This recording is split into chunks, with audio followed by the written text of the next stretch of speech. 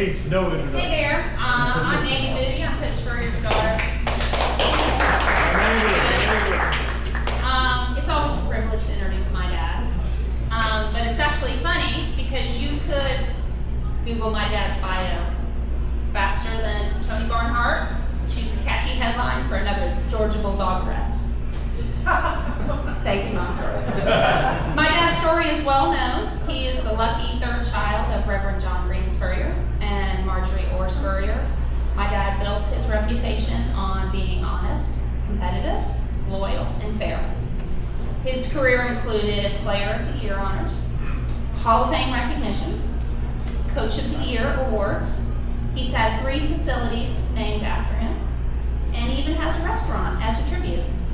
And after all of this, my dad would tell you that what is most memorable is the people along the way who just gave him a chance.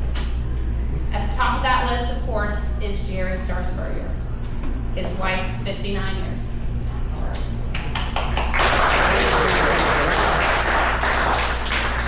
It's actually a shame that my dad has never been named Father of the Year, because my siblings, Lisa and Steve Jr. are here, and they can confirm that being a better dad is something that he works on every day. Even considering all the success and attention, if his parents were alive today, they would tell you that their proudest moment happened when a 7-year-old boy at Mars Hill Presbyterian Church in Athens, Tennessee, accepted Jesus Christ as his Lord and Savior. And that has made all the difference, because God continues to smile on Steve Spurrier. Amen. The end.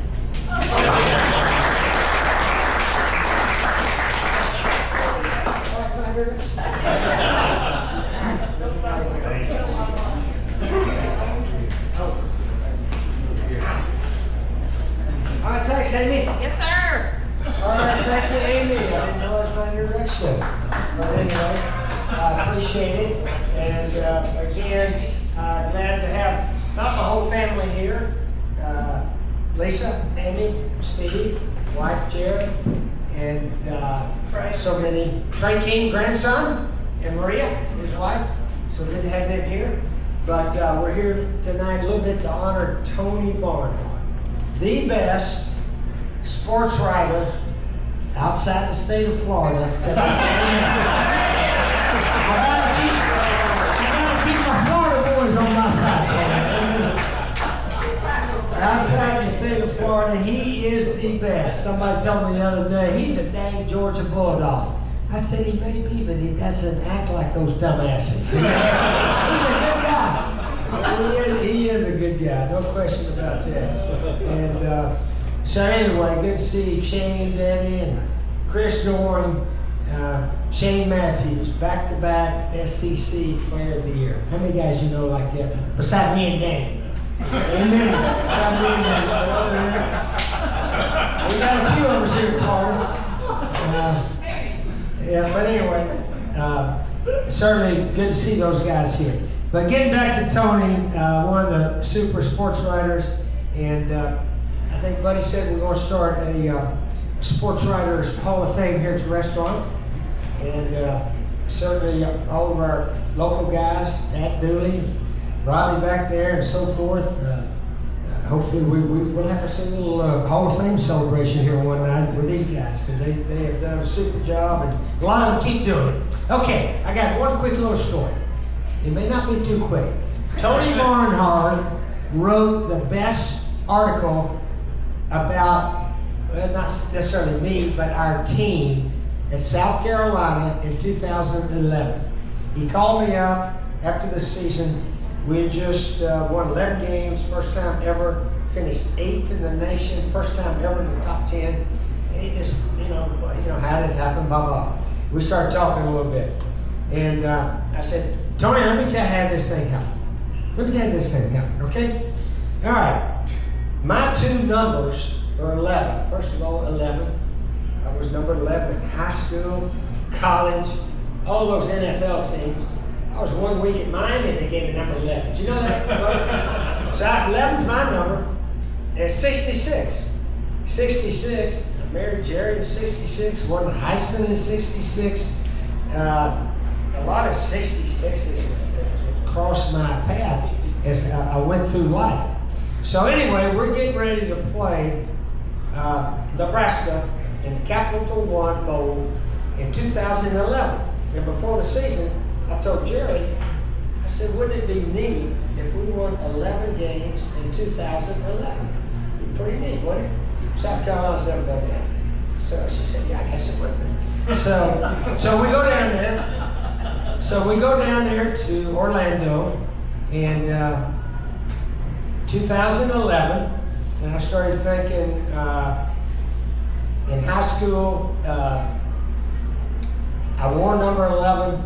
College, all those NFL teams, I wore number 11 everywhere, ever went. And had retired in high school and in college. And so 11, winning 11, 2011, that all goes together, doesn't it, buddy? So anyway, let's get back to 66, okay? So 66, Jerry and I get married, won Heisman right after that. My age in 2011 was 66. Did you know that shit? I did. You know that? I was 66, going to the Capital One Bowl. So we're on the way down there, and there's an article in the paper that says, this is the 66th Capital One Citrus Bowl. Used to be Citrus Bowl. This is the 66th year. Started in 45. I said, damn, another 66 in there. So we're on the bus. We're going to the ball game that morning. And the guy on the radio came on the bus. He said the temperature high today will be 66 degrees. I said, boys, I don't think there's any way we're going to lose here. Because all is going to go together. And then I had to tell Tony also, lowest round of golf I ever shot in my life. 66, Whispering Pines, North Carolina, 1987. We're all back. But I did shoot a 66 one day. So anyway, that all that went together, and we're down there, and the numbers are all falling together. So they had a little pep rally the day before the game, and Nebraska was up there first. So Bo Pelini said a few words, and all their fans, blah, blah, blah, blah, blah, this, that, and the other. And then they sort of gave 10 minutes, and then the Gamecocks and I came up, and one of the Nebraska says, hey, Spurrier, 62-24. I said, yeah, that's what they beat us in the championship game in 95. I said, yeah, okay, blah, blah, blah. 62-24. And anyway, the game starts, and after all these things are coming together, I told the guys, ain't no way we can lose this game. Ain't no way something's going to happen bad for us. So anyway, the game goes, they get home, the kickoff, go score. We 3 and punt. They go score again. They got us 13-0. And then all of a sudden the football gods said, something good's time to happen for South Carolina. We blocked the extra point.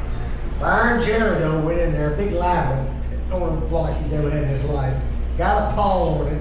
It took about 2 hops, bounced up in the air. Stephon Gilmore, who's still in the NFL, got it on the hop and went about 90 yards. So now it's 13-2, and we sort of dominated the game after that. One play just turned it all around, and we beat them 30-13. And as I was going off the field, I looked at those Nebraska guys. There were still a few of them up there for some reason. I don't know. We had the trophy and all that kind of stuff. And I said, "Hey, Nebraska, 30-13." How about that? So all you guys that played in '95, we got even with them. Yeah, Danny, you were at that game, weren't you? So we got even. I hope you get even with those guys. But anyway, Tony has done a fantastic job all the years covering the teams in the South. And he may be a Georgia Bulldog, but he's fair, mostly not partial to any particular school or anything. And he's been a good friend and so forth. So anyway, Tony, congratulations on all that you have done. And are you next up? I'm next here. Next up. Okay, here's Tony Barnhart.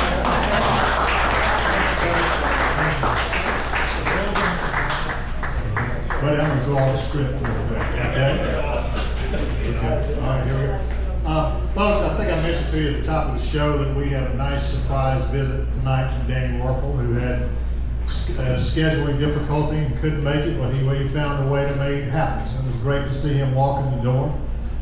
Danny has been very close to Maria and I ever since he moved Desire Street Ministries to Atlanta. We have a couple of charity things that we're involved in. In St. Luke's, we have a celebrity golf tournament to benefit Honduras Outreach. And every year when we call on Danny, if he can make it, he is always there. Once again, if Danny can make it, he's there. And he's here tonight. And Danny, I'd like you to come up and say a few words. Danny Wuerffel, 1996 Heisman Trophy winner, Danny Wuerffel. Well, yeah, he reached out and said, hey, we're celebrating 50 years and, we're celebrating Coach Spurrier and turning 80, and I'm like, I got to be there. So I'm so thankful to be here, and, his legendary career as a sports writer, you've heard a lot about it, and it's very, very impressive. But I, as a person, really respect who he is as a person and what he does to give back to the world. He's been so generous with his time over the years with Desire Street and helping us with our fundraisers and events. And then they are fully committed to Honduras Outreach International and all those things. And so I just want to, in addition to honoring him for 50 years as a sports writer, just thank you for being amazing, you and your wife, for all that you do for people, not just in football. Anytime I can get a chance to say thank you to Coach and to Jerry and for what they've done. I can't remember where we were. We were on a bus ride somewhere, and I think it was at a bowl game maybe, and I think Scotty was there. I was sitting near the front, and Jerry said, okay, look out there and take a mental picture. She said, take a mental picture and burn that, like it was something that we were saying. I can't remember, we were driving by something, but she said, you need to learn how to take mental pictures so you can burn certain things in your mind and not forget them. And that's always stood with me, stayed with me. And then kind of similarly, Coach would always talk about how special it would be to win championships because the memories would last forever. And when you're young, you kind of hear things like that and you don't really know. But as you get older, you recognize what matters. And the snapshots that I have are showing up at campus and Shayne Matthews showing me around campus as a senior when I was a freshman in high school.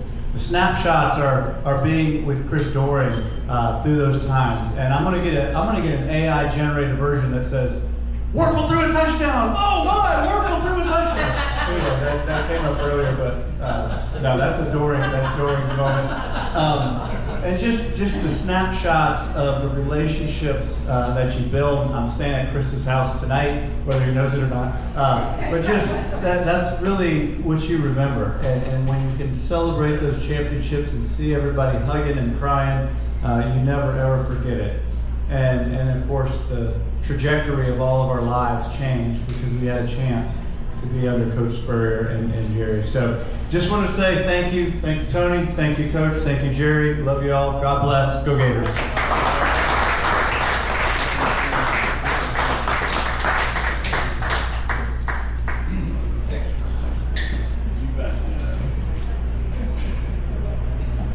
I'm going to use this occasion to mention a couple of things that I feel are important. One of them is that Tony Barnhart came into my life in the 70s. I was doing a show back in those days in my home in Denver, and it was on the local sports television station.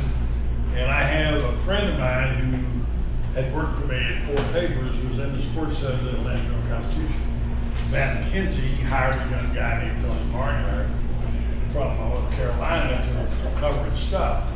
So this particular day, there was a story breaking in Atlanta, and I said to my producer, get a hold of Van McKenzie and see if he can come on the radio and talk about this thing. And so this producer called down there and they said, well, Van's not there, he's not available. They recommend some guy who's been there a couple of years named Tony Barnhart who could speak on this. And I said, okay, all right, fine, we'll take it. And we did. That began my relationship with Tony Barnhart back when he was just starting out. immediately I recognized this, and I look at Allie Pete Lowe when I say this because she's so talented, great future when she does. I said, this guy's got something special. So I began to call him quite regularly, and he of course became the star, which college football, etc. And I watched his career blossom. A lot of you people don't know that Tony was kind of like the first big superstar around here. Working, was that network before you went through the CN? What was it, Chris? What was it? The shows you did? CSS. CSN. I remember CSN. Yeah. Anyways, but then he became kind of the special go-to guy for CBS Sports, and had a long career there. And he's of course written wonderful stories over the years. And my good friend, and a guy I'm so proud tonight to be here to celebrate his 50th year.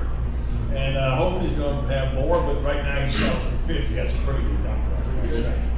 Last thing is I want to say about Danny. I've told the story to a few people to pass on to Peter. If you remember the Florida State game in 1996, Grant, you remember it. And remember what happened as Coach Spurrier got so upset about the late hits on Danny, who took an unbelievable beating. You all know the story. Steve even got the videos up and counted, he was angry and he should have been. I remember that after that game, down in the bowels of the stadium in Tallahassee, we had no press room. We're standing around, everybody said, well, there goes the national championship. That's the thing. They put it that way, that's gone. Everybody, I mean everybody that I knew, including myself, oh, it's over. Danny, you were standing on a chair that day, the talk, folding chair, and someone brought that up to you. And you said, oh no, that's not true. We still got a chance here. I would say not two people down there believe that. But one of them was standing Wuerffel, and guess what? You got it. And I'll never forget that day. We had conviction when we bring home that watch. Oh no, not yet. I'm so bad. So yeah, thanks for all that. All right, so we're going to go next to Wuerffel got a touchdown. Wuerffel got a touchdown. The guy that we all really love. Y'all are calling him Rudy because he gets insulted about that. Because he's more than Rudy, a lot more. You know what a great player he was, and of course has blossomed into a real TV star on SEC Network, and that would be Chris Doering. Chris.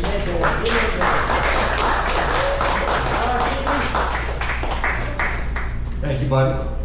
It's a pleasure to be here with so many friendly faces, and I hadn't seen Robbie in forever, and good to see Joe and Pat and Karen. I mean, I think about when we were playing in Florida, the relationships that we had with our beat writers and the people that covered the team. I think one week we had a bye week, we were over at Pat's house having chili and watching the game. So that's the kind of difference now from what it was back then. But it's an honor to be here with everybody, and you know, I think about what success in life means. You know, a lot of people judge success by the amount of money that they accumulate. Some people look at the achievements that they've been able to accomplish. For me, I've got this perspective recently on what would 13-year-old Chris Doering say. You know, I grew up here in Gainesville. The Florida Gators were everything to me. SEC football was everything to me. And fast forward 2015, my rookie year on the SEC Network set, I look over and I'm sitting next to Mr. College Football, Tony Barnhart. I'm thinking, man, this is pretty surreal to me to be able to be on the same set as what Tony was. You know, I think back to my days at Florida. You know, I grew up with my parents talking about the only thing that we ever had any sort of success with was we had a Heisman Trophy winner in 1966. And then to think Coach Spurrier was calling ball plays intended for me was kind of a surreal moment for me as well. So I'm honored to have lived this life that I've gotten to live. It seems like a dream to me to be able to honor both of these guys tonight. While they may be different sides of the rivalry between Florida and Georgia, there's so many similarities, I think. You know, we talked, Amy mentioned the connection with people. I think both of these guys have great connections with people. She mentioned, you know, giving the people that gave him a chance. Coach gave me a chance when nobody else would have given me a chance. If I'd have gone any other school, I would have never had an opportunity to become, you know, what I had as a slow, skinny white walk-on here from Gainesville. So I appreciate what Coach did for me, and the same with Tony. You know, he doesn't care if you're a Gator or a Gamecock or anybody else. He's always treated me with tremendous respect, and I love our friendship. And I think the thing that, in addition to the ability to tell stories, which both of them do really well, both of them in their respective fields would be on the Mount Rushmores of what they've done. So it's an honor to be here tonight. I appreciate the opportunity to speak, and we would be remiss not to also honor two of the very important people in their lives. This is Shayne Spurrier, who is forever our team mom, right? She's always been our second mom and continues to be at this point. I don't think we're supposed to wish her happy birthday, but we're going to do that anyway. Happy birthday to her. And of course, this is college football. Maria and I have become good friends over the years as well, and it is my pleasure to now bring her up and give her an opportunity to speak tonight. So thank you very much.